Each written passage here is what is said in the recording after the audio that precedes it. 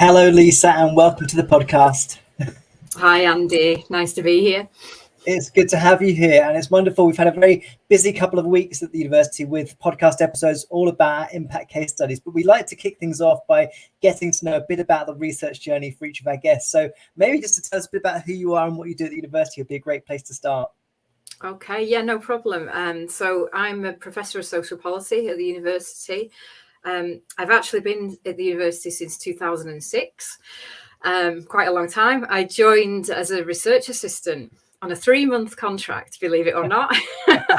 So, and I've been based within a research unit called the Sustainable Housing and Urban Studies Unit, kind of since I joined the university. So I joined as a research assistant. I worked my way up to research fellow, and from there kind of got my readership and then my chair.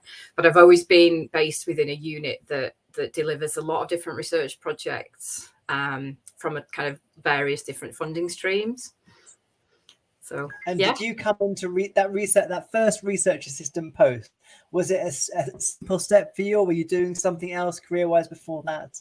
So that was kind of postdoc. So I did my PhD and I kind of did a bit of temping for a few months, and then the post came up at the University of Salford to work within the unit, and that was actually supporting some really interesting work that was being delivered around the needs of gypsy traveller populations. Okay. So I joined as a research assistant out in the field, interviewing gypsy travellers about their kind of experiences, their needs, and I spent quite a few years doing that research. Yeah. That sounds very embedded research. Yeah, it was really interesting, and it took me out and about a lot, actually, in different parts of the country, visiting people on their sites, visiting people in their caravans. I went to Appleby Horse Fair and spent time there talking to people. It was really interesting work as a kind of start to my kind of research journey at the University of Salford. It was a fantastic start. Well, we don't get too deep into methodologies much in these interviews, but I'm quite curious how you sort of see yourself as a researcher. Is it mostly qualitative research that you do? Is it ethnographic? Tell us a bit about how you approach this. Yeah, it's quality. I'm unashamedly a qualitative researcher. All the research I do is kind of qualitative, in-depth interviewing. Okay. I also have a kind of I favour qualitative longitudinal research because much of the research that I do focuses on, as a social policy academic, I'm looking at how people are experiencing different aspects of policy on the ground. And I feel like in many ways, sometimes the only way that you can do that, because there's often changes to policy, the only way that you can do that is to explore people's experiences over time. So a lot of the work that I've been doing, and particularly more recent years, is like in-depth interviewing, but tracking the same people over a period of time. And then you can really get to grips with how changes to policy and practice really impact their day-to-day lives. Well, that's absolutely fascinating. It must take you to meet lots of very different people. Tell us a bit about the background towards the impact case study, which deals a lot with welfare and reforms and helping people to get access to support, doesn't it? Yeah, sure. So the work that went into our case study was focusing on two longitudinal projects. One was a large-scale project that was delivered over a 5-year period. The other project was delivered over a 2-year period. Again, the kind of same methodology of tracking experiences of people over time. Both projects focus on people's experiences of the social security benefit system. So looking at that aspect of the welfare state. So where people are unemployed and need to access financial support, or maybe they have disabilities or health conditions and need to access the benefits system for that reason. So our projects are focused on understanding experiences of the benefit system, but it's particularly important because there's been significant welfare reforms. Since 2012, we had a Welfare Reform Act, and that has fundamentally changed the benefit system with the introduction of universal credit, which people may have heard of, may be aware of. It's been in the media, discussions about that. That has been the biggest change to the welfare system since the post-war welfare state was developed. And the research that we've been doing is to try and understand people's experiences of this fundamental shift, and particularly those people who have more complex needs, because we understand that some of these reforms can impact disproportionately on people on particular groups of people that might have physical, mental health issues, people from particular groups. So these are there was two projects that fed into that impact case study, both of which have kind of significant data sets tracking experiences over time. Now, those major changes that were taking place around that period, the Reform Act and universal credit, were the sort of anxieties about those changes very present from early on, or how soon did you as a researcher start to think we need to keep an eye on something here, or there's some awareness that there's some problems emerging out of those reforms? I think kind of from the time that we knew that universal credit was being developed, and we could see some of the things that were going to be coming about as a result of universal credit. Very early on, we realized that we needed to be looking at this within the work that we were doing. So, because universal credit is very different in many ways. So it's a digital by default system. So it's a move away from paper-based ways of looking at what people are doing to actually people having to fill in an online journal, be monitored through online systems, which can exclude particular people, who don't have that digital literacy. But also with universal credit, it's been a real shift in what we call the conditionality within the benefit system. So benefit systems have conditionality by nature. So conditions are attached to you receiving financial support. So there'll be kind of behavioural expectations on you to apply for a certain number of jobs, turn up for work-focused interviews, take part in training and things like that. With the conditionality within universal credit, that was really intensified and increased for people. So under universal credit, it went from, for example, applying for a certain number of jobs to actually being asked to spend 30 hours per week demonstrating that you were doing work-related activity. Wow. And that could then be monitored online through filling in an online journal. So it really increased the expectations on people in terms of proving that they were doing things to find work. And for us, the difficulty was that sometimes people have very good reasons why they cannot meet those conditions, and that it's a challenge to spend 30 hours doing work-related activity. So once we realized these kind of changes were coming in, it was really important to look at them. And also in universal credit, again, in terms of game changer in the welfare system, is that for the first time ever, it applies conditionality to people who are actually working already. So they could be asked to increase their hours, or they could be expected to find another job, or face kind of financial penalties in relation to the support they're receiving. So it's been a really interesting shift in terms of how people are treated within that system. Absolutely. And I understand it's a very very far-reaching impact case study with lots of depth as well. Tell us a bit about the research team around it. What sort of scale of a team was it working on this? Wow. So there's two projects. The first project I mentioned, 5-year project, was called Welfare Conditionality. That had 6 institutions involved in it. So we were one of the co-investigator institutions. I was one of the co-Is on that, and it had a team of kind of 13 plus researchers. We were out in the field. We did 1,400 interviews in total. I'm saying I did not do 1,400 interviews, but overall we did 1,400 in-depth interviews with a range of people who were claiming benefits and experiencing conditionality. So it was a huge piece of work. It was the largest of its kind that explored kind of conditionality within the benefit system. The second project that I actually developed because of my involvement in the welfare conditionality project. One of the things I'd come across in the course of doing the interviews was I was coming across veterans, people who had served in the British Armed Forces, who were also within the benefit system.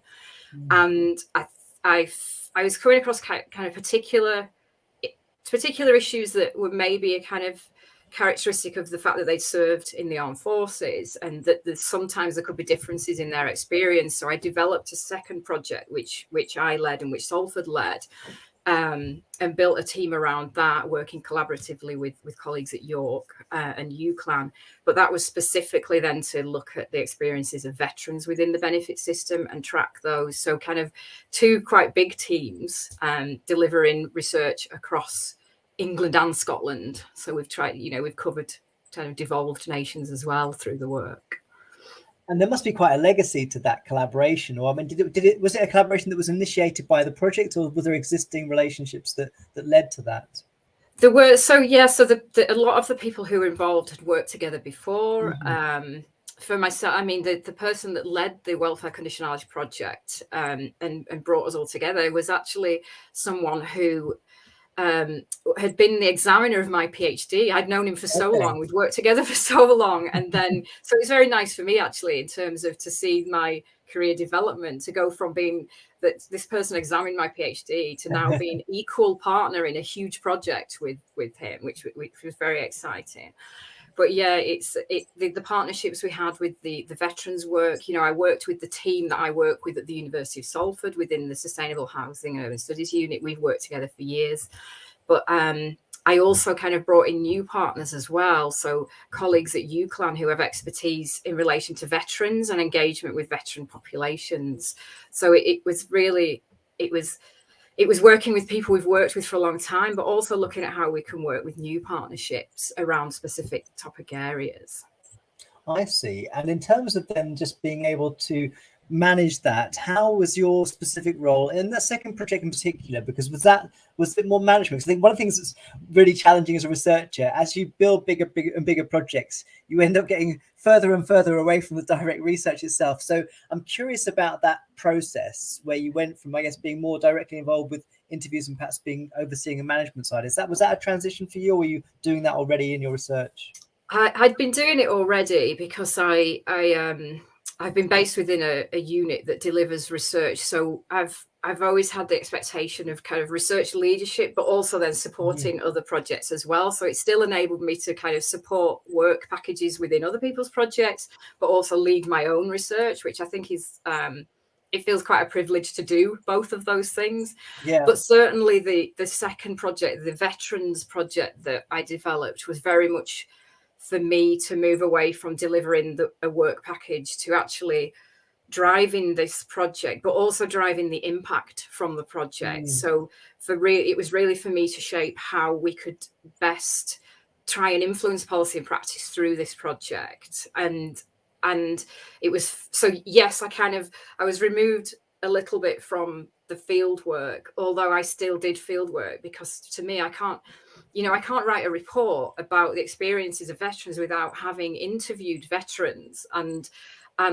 being involved in that and spoken to the participants. So I do still feel like even if you're kind of managing, you need to have done some of the interviews to be able to talk about these issues. But yeah, certainly the management stuff, it was very much for me focused on the how can we actually really influence policy and practice through this project.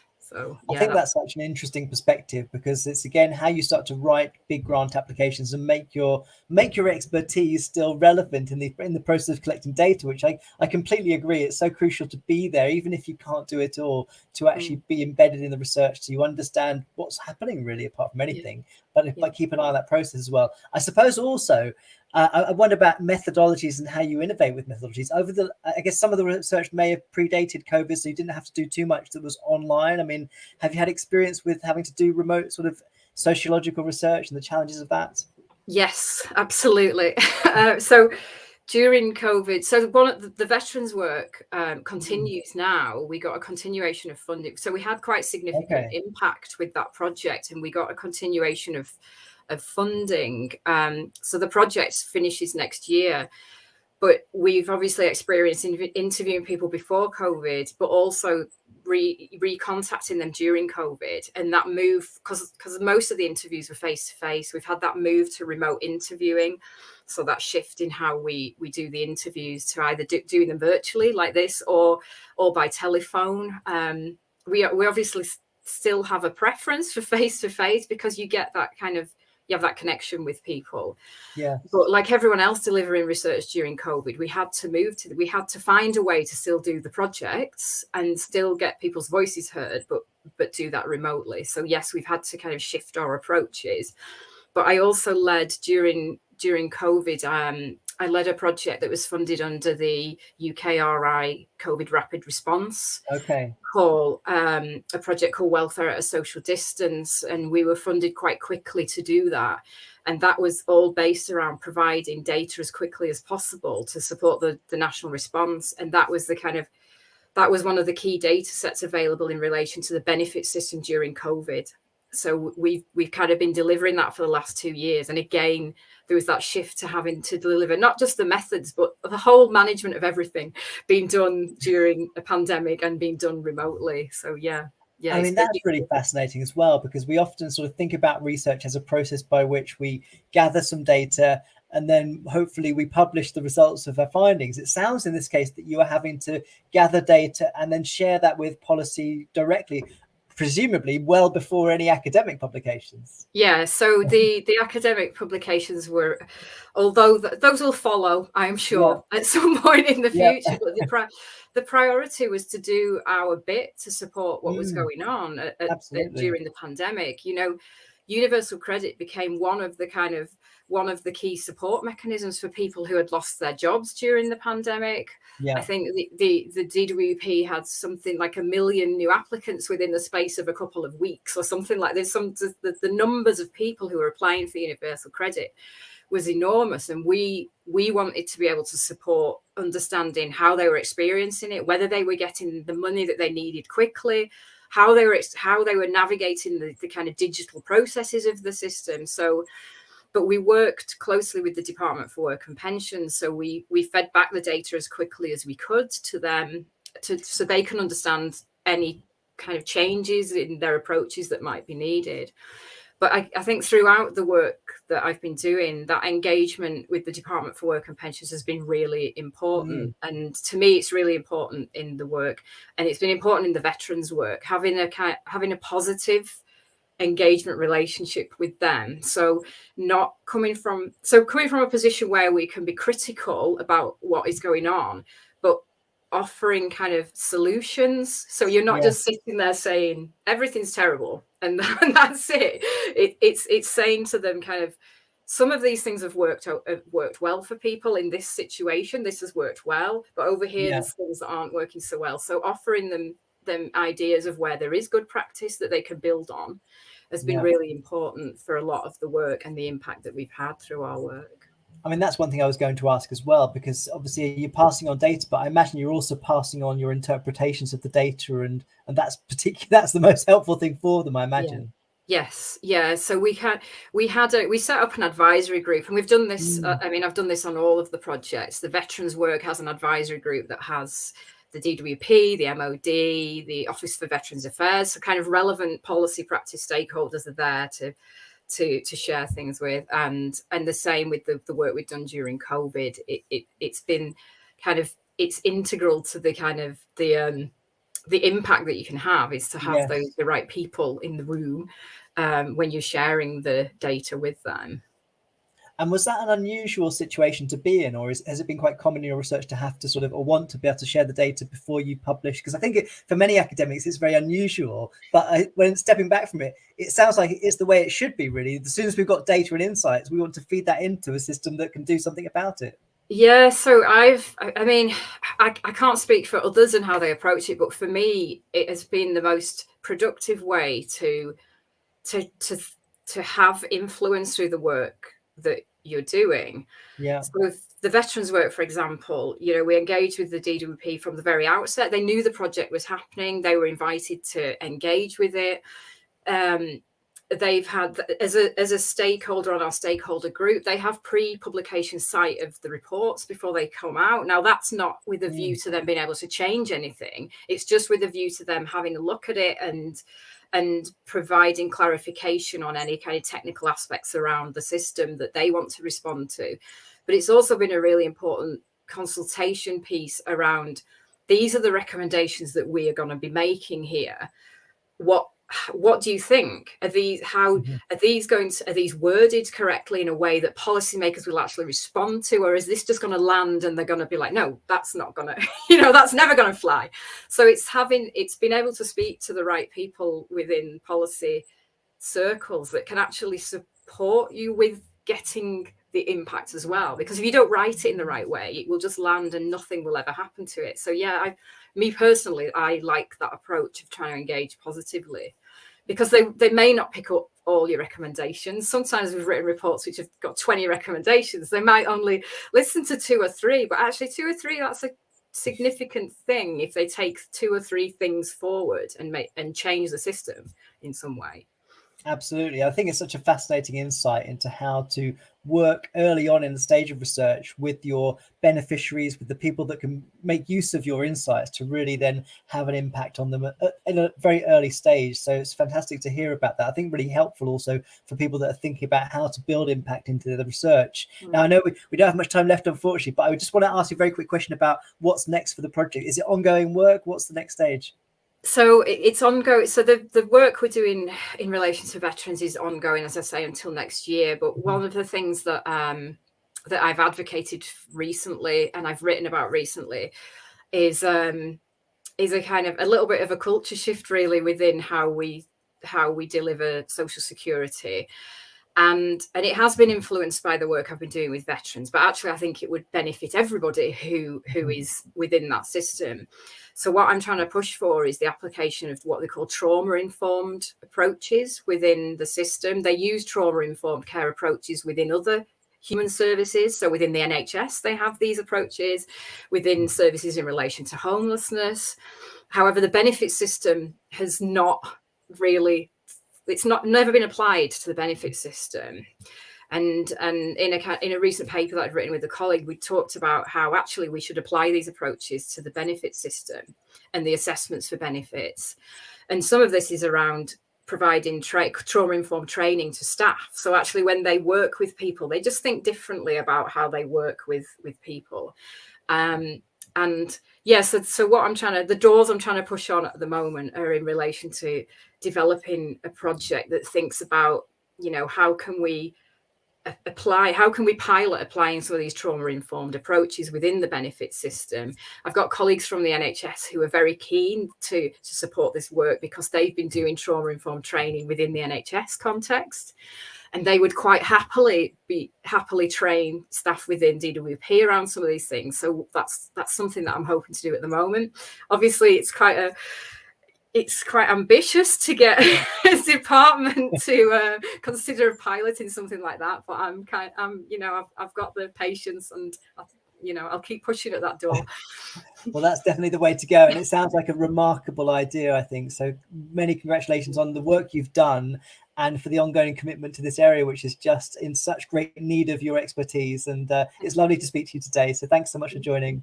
Thanks for having me. Thank you very much. Take care. Bye-bye. Bye. Bye.